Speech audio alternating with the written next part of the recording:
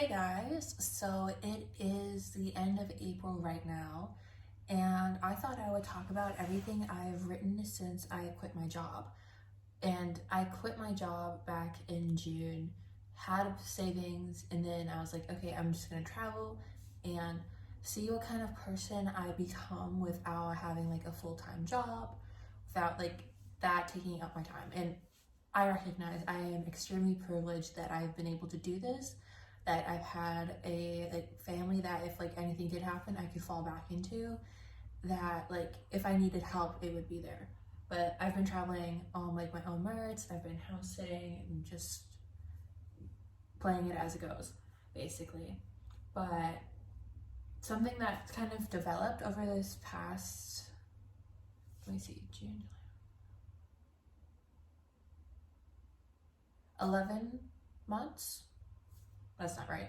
But over these past 10 or so, 10, 11 so months of me just kind of like, okay, I have all this time. I've never been unoccupied. I've always had school, always had work. I've never had this much like open free time before, where my only responsibility is like me and whatever pets I'm watching. And right now it's cats, and they don't do much. They're literally sleeping right now.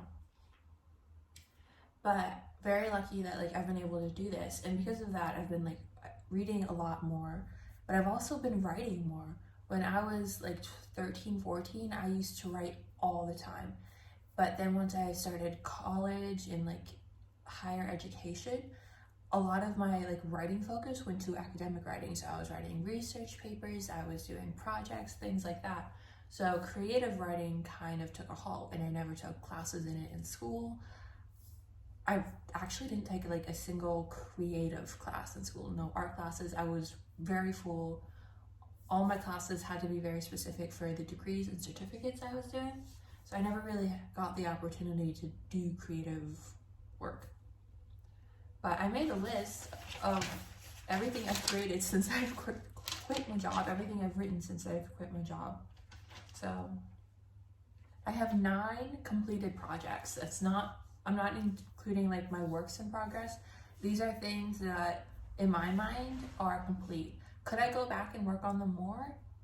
Definitely, but in my mind they're complete. They would work as they are here. So I want to start with the shortest one, which is a children's book that I wrote back in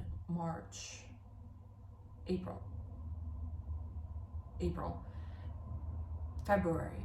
A children's book I wrote back in February called A Cake to Share.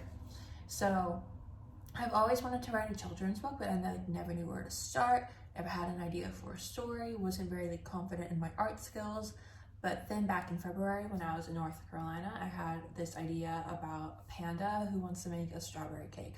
And so I wrote out a script, and I made like draft ideas, then I did watercolors, and then I added a text, and then I had a children's book by the end of it. And that was like very happy. Something I had been thinking about for years, and I was just like, let's just stop thinking about it and just do it. And then I did. I thought I was really happy with that. Next, I have 2 different collections.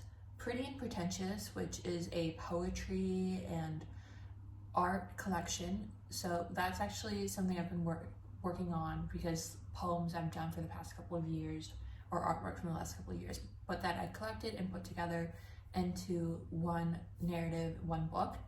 And then I have the Horror Collective, which is a collection of short stories. I think it's about 10,000 words. It's a bunch of different like horror, like surreal short stories. And that was also something that I wanted to do in 2022, was to have a short story horror collection, and I was really happy I got to do that. Some of the story ideas were ones I've had for like a long time, but I never sat down and wrote. Some of them came to me, some of them I've been working on for a while. So kind of having that done and being able to like look at it and be like, wow, you did that, was really something I was really happy with. And then we have my short stories, novellas, novelette section. So there's 4 in this section. We have Summer Secrets, Severance, Foxes at My Door, and The Girls at Mavron Hill. Summer Secrets I think is about 30,000 words, and that is one I have been working on since last February.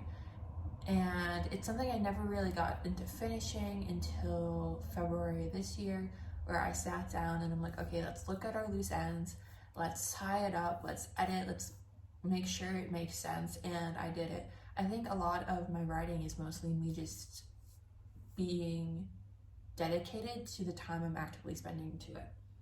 So that's what Summer Secrets took.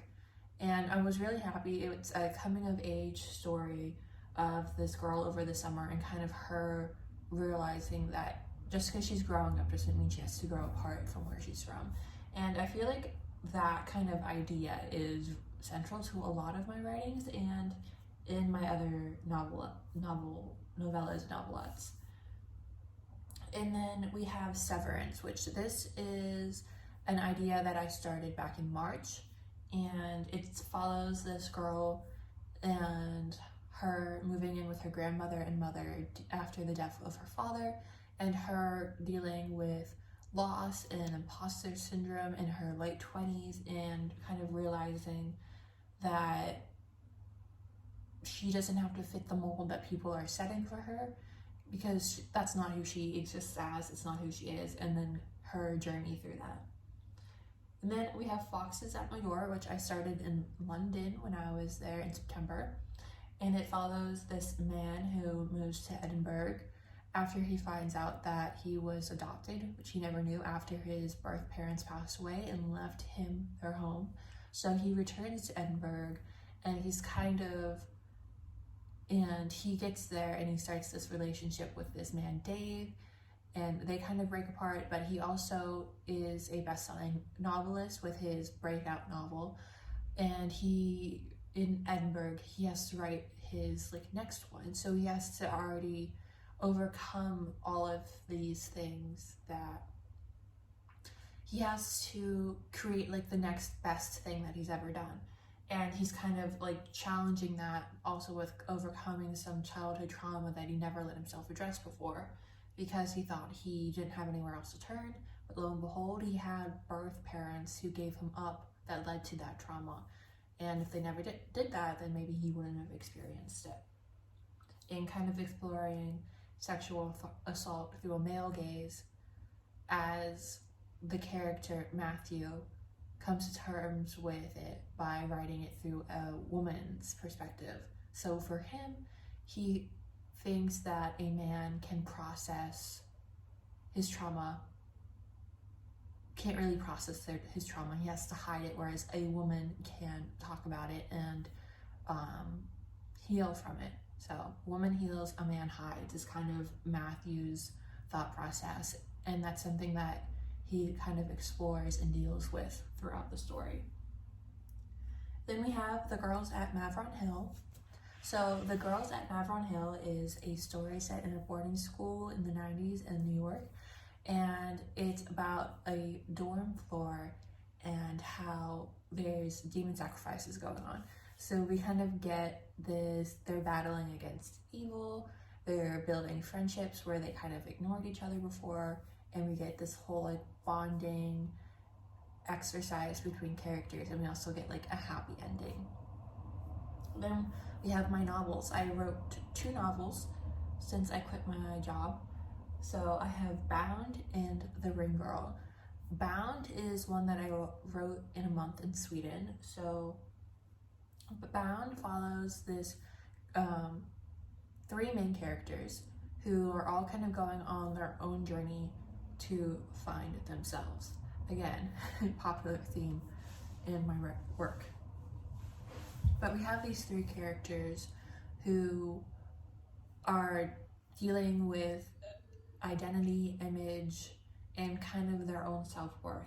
And throughout the story, they have the big bad they also have to defeat, but they also have to communicate and build relationships and trust with each other, which is something that I really liked.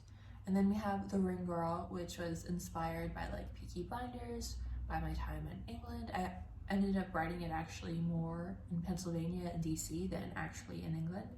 But it's this story about a woman who flees America and gets a job as a secretary in Bristol. She unknowingly ends up working in a betting shop that's owned by a mafia family, and it's kind of her dealing with it's her entering relationships and combating the idea of womanhood and sexuality and ideas of power connected to that. So just because she's a woman, is she like capable of her job, but also of the relationships that she's having, and kind of like that. I did not explain that very well, which is bad because it's something I wrote. But those are all the things I've written since June, or like finished since June, and I'm very happy with it. Like seeing all of it like on paper, I think is very impressive for me, and it makes me feel like excited about what I've created and how I will create in the future. When I like look at some of these stories from earlier and compare it to what I write now, I can definitely see a difference in my writing style. I think I've become a much better writer than I used to be, and that's just kind of really cool to see how many of like these hours have paid off, and how I've become a better writer and communicator, how my use of language has changed, how my characters interact and like talk to the reader have changed. So I'm very happy with that, and that's something that I think a lot of us writers should do, is be self-reflective on how we can grow and advance. Yep. So that's everything I've written. I still have a bunch of works in progress right now, and I just had like 2 new ideas this week for stories that I haven't really got into yet. So we'll see where I go in the future. Thank you guys so much for watching, and I hope you have a nice week.